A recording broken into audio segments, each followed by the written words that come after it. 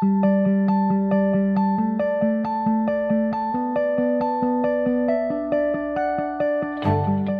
afternoon, everyone. I'm absolutely delighted to attend my first risk summit here in Dubai to build on the statement that Honorable Hans-Peter built upon in terms of public-private partnerships, the need for information. We'll have a panel on that topic. But to build again on some of the work that Hans-Peter and some of the discussions this morning, I was hoping to contextualize this in terms of why there's such a need for public and private sector organizations to do better and actually to partner up.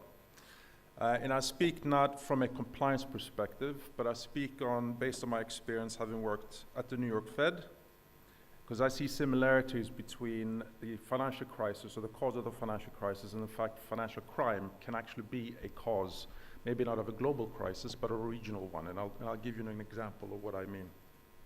And this for me gives us call to action for both of us, both the private side and the public side. So once I've given that 10 to 15 minute speech, I'll invite our distinguished panelists to come up, and then we'll further the discussion in terms of our observations in the space. Right, so this is nothing new to us, but almost every single day we are hit in the headlines with some types of scandal in some parts of the region. And not only has this now become an issue from a political sense, and at the highest political level, at the G20 and the G7, but it's becoming more and more of an issue for banks to manage, as we all know, as you all know. And the question then is, how do we actually move forward, right? FATF is going to celebrate its 30th year anniversary in this summer. And yet it's estimated that less than 1% of illicit proceeds circulating in the banking system is actually caught by law enforcement. On top of that, and again, I speak from a personal capacity, is I've seen enough cases that point to quite a troubling potential trend. And that has to do with the fact that fighting financial crime is not just a compliance issue, but it's actually an issue in terms of having a real discussion around how that could potentially impact the regions. And I'll go through an example in Europe that many of you may be familiar with. If it comes up, let's see. There we go. So last year, from a global perspective, very small bank, but from a domestic perspective in Latvia, was deemed to be the second or the third largest bank in that jurisdiction, faced a real issue. And just to give you a sense, and I think this resonates with a lot of jurisdictions that accept foreign deposits, in this case, Russian deposits, with over 26,000 shell companies that held around 8 billion euros, which represented around 40% of Latvia's GDP. And we heard this morning around the size of the banking sector in this region. So what happened? The 12th of February, FinCEN claimed that they were an institutional money launderer. There was an immediate run on the bank of about 600 million. They lost access to the dollar funding market. A few days after that, the European Central Bank suspended their payments, and they were dead. Now, it has a couple of issues that this points to me. The first is that the regulatory regime in many jurisdictions, and I used to be a regulator, unfortunately doesn't capture this, because if you look at the assessment criteria of your supervisors, it's built on looking at capital, asset quality, earnings, sensitivity to market risk, et cetera, you can be rated number one, the one being the best in all of them, but there'll still be a run on the bank within a week. But that's just the first part. Let's talk about the systemic implications.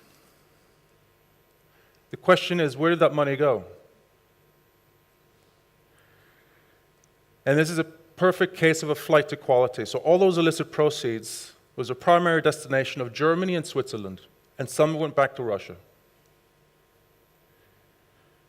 Second, UK, Estonia, Ukraine, Czech Republic, and Cyprus.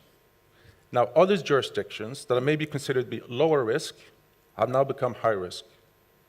So the point being in that if there's a crisis in that country, it could actually have an impact on the level of risk within the EU. And this is something that we have talked about with the European supervisors and at the European Commission, really to have a very different look and don't just look at financial crime as a compliance issue, but it actually cuts to the heart of the financial integrity of the banking system itself. And to build on Hans-Peter and others who are promoting a greater public-private partnerships and collaboration, and as part of our commitment as a company, on the back of the annual meeting organized by the World Economic Forum last year, we formed a global coalition together with WEF and Europol, then since joined by another number of organizations, including MENA FCCG. And David and I have talked about this, is that there's a lot of scope for collaboration for next year. And the key principles that we formed the coalition is really to look at enhancing the effectiveness of global AML regime, which we all agree, identify key weaknesses in the system, and advocate tangible reforms at the political and policy level. The public-private partnerships that have been described is very much on the operational level, which has a number of things that constrain its ability to function, including data privacy, including bank secrecy, etc. And if we're going to make this effective, then we have to really go at the political level, because there needs to be political support to actually do it. And so the key objectives that we have is first to raise awareness that financial crime is not just a financial issue, a financial cost issue, but it's also a human issue. And we'll talk about that, an example of that. And we can never forget that. Sometimes AML gets lost in its own acronym. Propose specific mechanisms to identify emerging threats. So we had a number of workshops last year together with Europol to look at cryptocurrencies, for instance, as a potential new source of risk. And for today's panel, the information sharing piece that I'm looking forward to hearing our panelists' views on.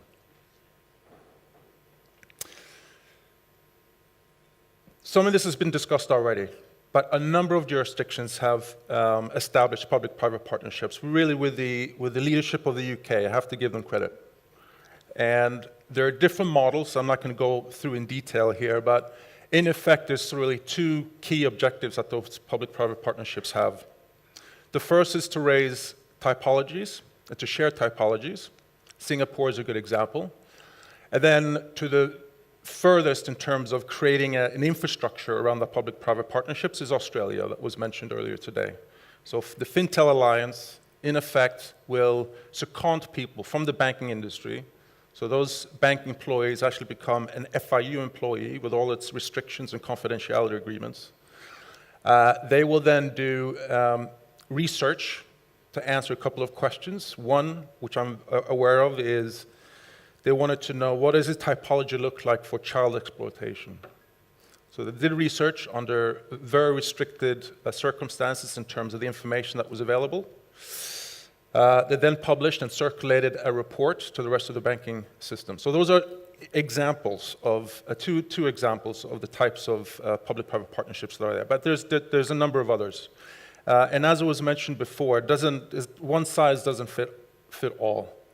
But what we've seen thus far is that been incredibly effective in being able to identify accounts that are used for nefarious activity, B, that have led to a number of arrests, and in the not too distant future, probably within the next month, we're going to publish a study that the Future Financial Intelligence Sharing Program, which is a program that HSBC and ourselves and others really promoting in terms of the benefits of some of these schemes. And we'll make sure that you all get copies of those when they're published. And then the human aspect to all of this. sometimes they get lost in terms of the importance of what we're actually trying to do. And one of the things that I wanted to do personally is actually use our world check data in a new way, new novel way, to really look at human trafficking as an example. So what you're seeing here, and I know it's probably very difficult to see, is where do they operate? The traffickers themselves, not the victims, but the traffickers. Which jurisdictions?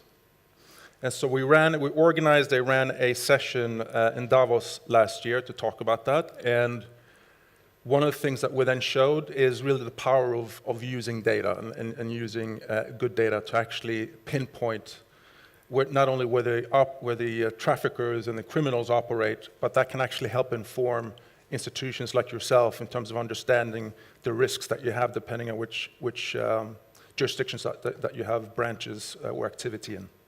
So if I'd like to ask our team in the back to show just a 2.5-minute video, and then we'll start with the panel discussion.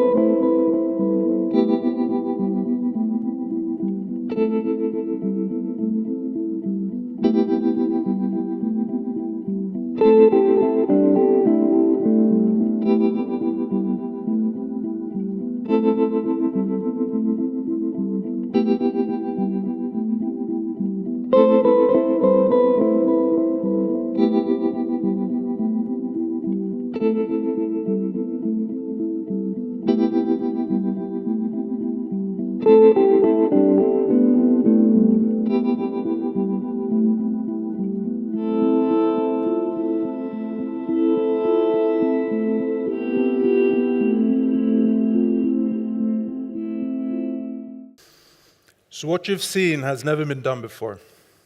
And again, it shows our commitment to actually using the data that we have and work with both public sector organizations to actually pinpoint some of the risks in the supply chain. So I hope that was useful for you.